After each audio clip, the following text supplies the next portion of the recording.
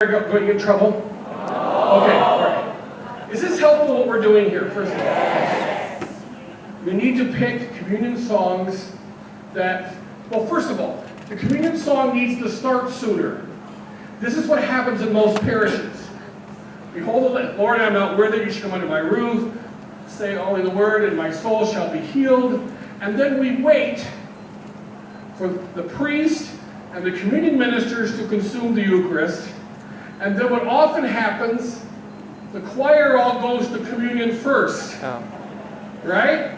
And then by the time the choir's all going to communion, and they get in their places to start the communion song, 1/3 of the church has already received communion.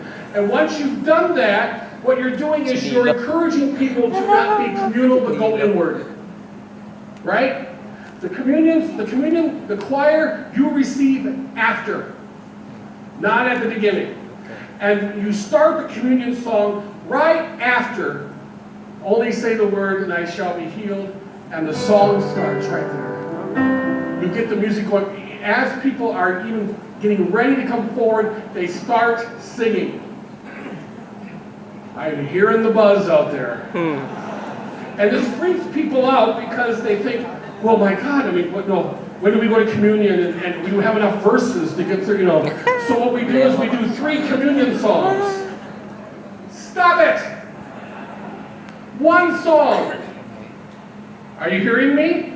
1 song during communion. Why is that? Because it's 1 ritual action we're doing.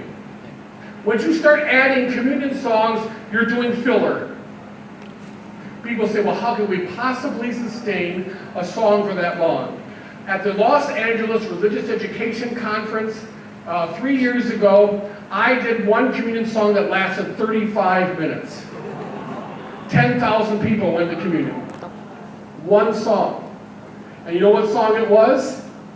3 chords. We come to share our soul. You know that? We did that. We sustained that for over a half hour. I wrote more verses. I did instrumental interludes. We repeated verses. And we started simply a cappella, added guitar, halfway through added piano, added flute, added instruments. But 1 song. I know I'm freaking you out here. 1 song. Pick songs, we don't have time to go through them, but pick songs that really speak about banquet, about meal, whenever possible. Songs that talk about what we're doing, that we're doing it together.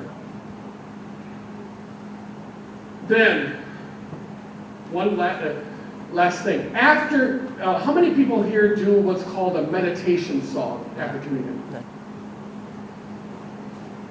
No one does a meditation song after communion? No. Wow. Either that or you don't want to admit it. But why? Good, because there's no such thing. The closing song, which by the way is not in the missal. Are you aware of that? That it says, go in peace, go and glorify the Lord with your life, and that's it. Some people think it was a misprint. And people get mad, musicians get mad because the people actually paid attention to what the priest said. He says, go.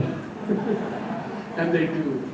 But if you do a closing song, have it be a piece of music that really talks about discipleship, talks about mission. Pieces of mine that come to mind. We are called. I don't know if anybody knows we are called. And if you love Jesus and Mary, you'll hear it tonight. You're not going to hear it now.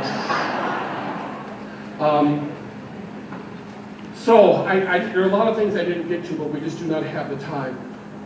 Is this helpful information? Yes. Okay. I think we probably should sing 1 more song to end. Would that be all right? Yeah. Before we dismiss you, though, are there any announcements that need to be made, or any tutorials about how we're doing the meal, or anything like that? No, we're good? Everyone knows where to go? All right, so, okay.